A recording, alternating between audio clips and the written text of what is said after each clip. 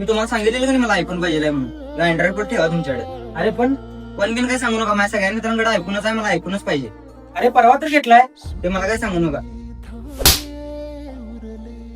मागे उसासे सुन्या काळजाचे हिरले सारे नशिबी आले निखारे उरी वादळाचे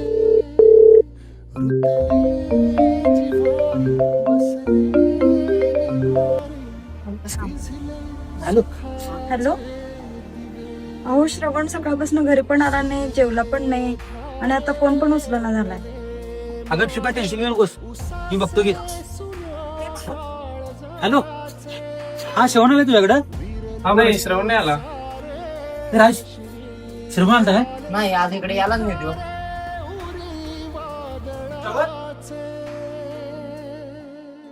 श्रवण. श्रवण. अरे श्रवण.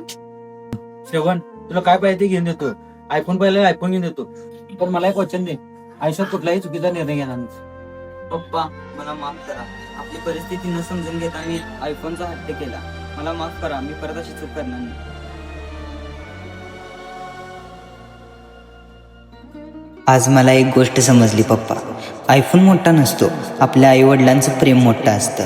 आणि आयुष्यात जे मिळते त्यात समाधान मानलं तर साधं आयुष्यसुद्धा खूप सुंदर वाटतं. फोन काय पुन्हा घेता येईल, पण आपल्या आईवडिलांचं मन दुखवलं तर ते पुन्हा मिळणं खूप कठीण आहे.